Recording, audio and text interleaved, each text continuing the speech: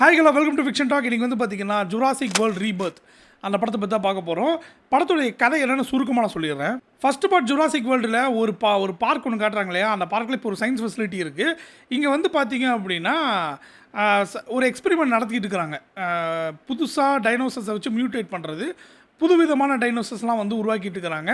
அப்படி பண்ணும்போது அங்கே ஒரு ஃபால்ட் ஆனதுனால, அங்கே ஒரு சிஸ்டம் ஃபால்ட்னால அந்த இடமே வந்து க்ளோஸ் பண்ண வேண்டியதாகிடுச்சு. இப்போ பல வருஷம் கழிச்சு இங்கே சிட்டியில் வந்து பார்த்திங்க அப்படின்னா ஒரு பணக்காரன் அவன் என்ன முடிவு பண்ணுறான், பிஸ்னஸ் பண்ணணும் இல்லையா மெடிசனை வச்சு. அதனால் ஒரு ஆராய்ச்சியாளரை வச்சு 3 விதமான டைனோசர்கிட்டேருந்து டிஎன்ஏ எடுத்தால் அவங்களால வந்து ஹார்ட் ப்ராப்ளமை வந்து தடுக்கக்கூடிய ஒரு மெடிசனை கண்டுபிடிக்க முடியும் அப்படின்னு சொல்லி முடிவு பண்ணுறாங்க. அது 3 விதமான டைனோசர் என்னென்னா, நிலத்தில் வாழ்கிறது, நீரில் வாழ்கிறது, பறக்கிறது. இது 3லேருந்து எடுக்கணும். ஓகேவா? இப்போ அதுக்காக இந்த டீம் வந்து கிளம்புறாங்க ஒரு குழு வச்சு. அதில் வந்து தலைவியாக வந்து நம்ம ஸ்கார்லெட் ஜோஹான்சன் இருக்காங்க. அவங்க வந்து ஒரு டீமை உருவாக்கி அவங்கெல்லாம் சேர்ந்து போகிறாங்க. இதுக்கப்புறம் அந்த 3 டைனோசர்லேருந்து எடுத்தாங்களா இல்லையா அப்படிங்கிற அந்த படத்தோட கதை. இந்த படத்தை பொறுத்த வரைக்கும் ஃபஸ்ட்டு இதோட பாசிட்டிவ் என்ன நான் தெளிவாக சொல்லணும் அப்படின்னா, இதோடைய சிஜி ஒர்க்ஸு, அந்த ப்ரொடக்ஷன் டிசைனிங்காக இருக்கட்டும், அந்த கிராஃபிக்ஸ் வந்து அவ்வளோ சூப்பராக இருந்தது. நல்லாவே எக்ஸ்பீரியன்ஸ் பண்ண முடிஞ்சுது. படத்தில் வந்துட்டு நிறையா செட் பீசஸ் வருது. ஒரு காடு மாதிரி, அந்த அந்த ஐலாண்டில் இருக்கிற மாதிரி அப்படிங்கிற மாதிரி. ஸோ அது எங்கேயுமே வந்து நமக்கு ஒரு செயற்கைத்தன்மை இல்லாமல் நேச்சுரலாக எப்படி இருக்கணுமோ அந்த மாதிரி இருந்தது. அப்புறம் மியூசிக்கும் நல்லா இருந்தது.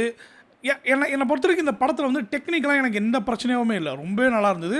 இவங்க போகிறது, அங்கே போயிட்டு நடக்கிற அட்வென்ச்சர், அந்த தண்ணீரில் வந்து ஒரு டைனோசர் ஒன்று வரும், ட்ரெய்லர்லேயே பார்த்துருப்பீங்க. அந்த டைனோசரில் வந்துட்டு அதுக்கும் இந்த போட்டுக்கும் நடக்கிற அந்த போட்டை வந்து இடிச்சு நவுத்திட்டு இருக்கும். ஓகேவா? அங்கே நடக்கிற சில காட்சிகள் எல்லாமே ரொம்ப நல்லா இருந்தது. அப்புறம் வந்து பார்த்திங்க அப்படின்னா, முக்கியமாக இந்த 3 டைனோசர்கள்கிட்டேருந்து எடுக்கணும்னு சொன்னாங்களே டிஎன்ஏ, அதை எடுக்கிற மூமெண்ட் எல்லாமே நல்லா இருந்தது. முதல் 2 பாகம் இருக்குல்ல, ஜுராசிக் வேர்ல்டு அப்படின்னு சொல்லிட்டு 2 பார்ட் வந்தது இல்லையா, அந்த படத்துக்கு ஈக்குவலாக இருந்தான்னு கேட்டால் கம்மின்னு தான் நான் சொல்லுவேன். ஏன் அப்படின்னா, இதுவும் இல்லாமல் இது வந்து ஜுராசிக் பார்க் எழுதினவரே திரும்பி வந்திருக்கிறாரு. கேரத் எட்வர்ட்ஸ் தான் வந்து இந்த படத்தோட டைரக்டருக்கு போது நான் ரொம்ப எதிர்பார்த்தேன். ஏன்னா 2014 காட்ஜில்லாவுக்கும் நான் ரொம்ப ஃபேனு. அதுக்கப்புறம் நிறைய ரொம்ப கார்ட்டூனிஷெல்லாம் வந்தது சிலதெல்லாம். அதுக்கு நான் இந்த லாஸ்ட்டாக என்னது மான்ஸ்டர்ஸ்னு அதை வந்தது இல்லை, கிங் ஆஃப் மான்ஸ்டர் கூட நல்லாயிருக்கும். காட்ஜில்லா வர்சஸ் காங் அதெல்லாம் வந்து பார்த்திங்கன்னா எனக்கு கொஞ்சம் என்ன சொல்கிறது, கொஞ்சம் ஓவர் த டாப்பாக போன மாதிரி இருக்கும். ஆனால் 2014 அந்த காட்ஜில்லா பார்த்திங்க அப்படின்னா நல்லா கிரவுண்டடாக இருக்கும். அதை வந்து அடிக்கடி காமிச்சிட்டே இருக்க மாட்டாங்க. அது வந்து பீப்புள் பாயிண்ட் ஆஃப் வியூவில் அந்த படம் இருக்கும். அந்த டைரக்டர் தான் வந்து இந்த படம் பண்ணுறாருங்கும் போது நான் ரொம்ப எதிர்பார்த்தேன். என்னை கேட்டால் அட்வென்ச்சராக இந்த படம் வந்து ஒரு சில இடங்களில் பூர்த்தி பண்ணாலுமே ஒரு சில இடங்களில் மிஸ் பண்ணிட்டாங்க தான் நான் சொல்லுவேன். 50-50 ஓகேங்களா, அந்த மாதிரி தான் எனக்கு தோணுச்சு. இந்த படத்தோட கான்செப்டாக எல்லாமே வந்து உங்களுக்கு எல்லாமே இது ஒன்றும் புது கதையெல்லாம் கிடையாது. இது என்ன, ஒரு தீவுக்கு போயிட்டு எடுக்க போகிறது. இந்த கதை எத்தனை வாட்டி கேட்டிருப்பீங்க, கிங் காங்கில் கேட்டிருப்பீங்க. ஸ்கல் ஐலாண்ட்லேயும் இதே கான்செப்ட் தான். அங்கே போய் அந்த வளங்களை எடுக்கிறதுக்காக தான் போகிறாங்க. அதே மாதிரி இதில் வந்து டிஎன்ஏ எடுக்க போகிறாங்க. ஓகேவா? அது அவ்வளோதான். ஆனால் எனக்கு என்ன பிரச்சனை அப்படின்னா, மியூட்டேஷன் பண்ண டைனோசர்ஸ் அதெல்லாம் காட்டுறாங்க, நல்லா இருந்தது. சிலதான் டைனோசர் மாதிரியே இருந்தது. எனக்கு கடைசியாக ஒன்று வந்தது, இப்போ வரைக்கும் எனக்கு டவுட்டாக இருக்குது. அது என்னதுன்னு எனக்கு தெரில. மூஞ்சி பார்த்தா திமிங்கலம் மாதிரி இருக்குது, உடம்பை பார்த்தா டைனோசர் மாதிரி இருக்குது, 4 கை இல்லை 6 கை இருக்குது. இதுக்கு கரப்பாம்பூச்சி, அது எதெல்லாம் சேர்த்து மியூட்டேட் பண்ணான்னு தெரில. அது பார்க்கும்போது எனக்கு டைனோசராகவே ஃபீல் ஆகுது. என்னமோ ஒரு கருமாந்திரம் ஒன்று நிற்கிது அப்படிங்கிற மாதிரி இருந்தது எனக்கு. அதனால தான் எனக்கு என்னடா அது நல்லா தானடா போயிட்டு இருந்துச்சு படம், அப்புறம் ஏன்டா கடைசியில் இது இப்படி கூப்பிட்டு வந்திருக்கீங்கிற மாதிரி ஃபீல் ஆயிடுச்சு. ஏன்னா ஃபஸ்ட்டு ஓப்பனிங் ஷாட்டில் வந்து இதை வெறும் 2 கையிலோட தான் காமிச்சானுங்க. ஓகே, டைனோசரில் ஏதோ புது வகை போல். இந்த ஜுராசிக் வேர்ல்டில் ஃபஸ்ட்டில் காட்டுவாங்கல்ல, ஒரு புது விதமான மியூட்டேட் பண்ணி அதை ஏதோ உள்ளே இருக்குதுன்னு சொல்லுவாங்கள்ல, அந்த மாதிரி ஏதோ மேட்ரு போல் அப்படின்னு பார்த்தா இது டைனோசர் இனத்திலே வராது, அந்த மாதிரி இருக்குது பார்க்குறதுக்கு. படம் வந்து 3Dயாகவும் சரி, ஒரு எக்ஸ்பீரியன்ஸாகவும் கண்டிப்பாக இந்த படமே ஒரு சர்வைவலை பற்றி தான். இப்போ அந்த 3 டிஎன்ஏ எடுக்கிறாங்க பிரச்சனை இல்லை, அந்த தீவு முழுக்க டைனோசர்ஸ் இருக்குது. ஸோ அங்கே வந்து இவங்க எப்படி சர்வை பண்ணுறாங்க அப்படிங்கிற மாதிரியான ஒரு விஷயந்தான். இதில் பத்தாத்துக்கு ஒரு குடும்பம் வேறு ஒன்று வரும். அது எப்படின்னா சுற்றி பார்க்குறாங்களாமா. ஏண்டா உங்களுக்கே தெரியுது அந்த இடம் ஃபுல்லாக டைனோசர் இருக்குதுன்னு. அது பார்க்கு அப்படின்னா கூட பரவாயில்ல, ப்ரொடெக்ட் பண்ணி வச்சுருப்பானுங்க. நடு கடலில் எவனாவது சின்ன குழந்தைய கூட்டிகிட்டு அங்கே வருவானா? இது அங்கே அந்த பெரிய டைனோசராக சுற்றிக்கிட்டு இருக்குது. ஓகேவா? இந்த மாதிரி வந்து ஒரு லூசு குடும்பம் ஒன்று வரும், சுற்றி பார்க்குறோம், அதை பண்ண போகிறோன்னு.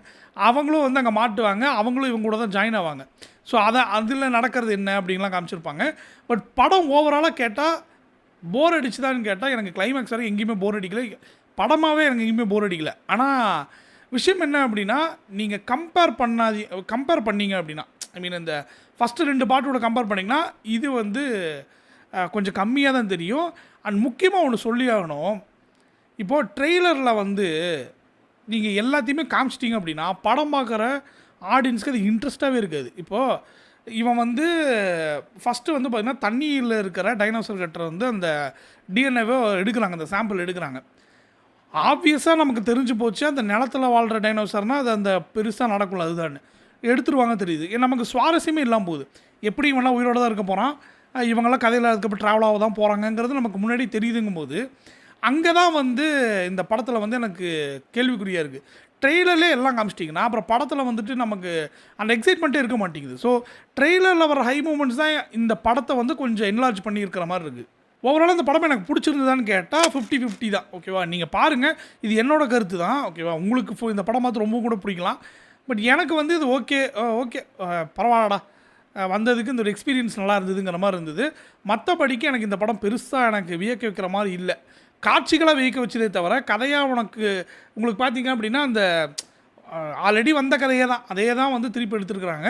இந்த வீடியோ பிடிச்சிருந்தா மறக்காமல் லைக் பண்ணிக்கோங்க, சப்ஸ்கிரைப் பண்ணாதவங்க மறக்காமல் சப்ஸ்கிரைப் பண்ணிக்கோங்க. நான் அடுத்த வீடியோவில் வேறு ஒரு சஜஷனோட நான் உங்களை மீட் பண்ணுறேன். Thank you so much.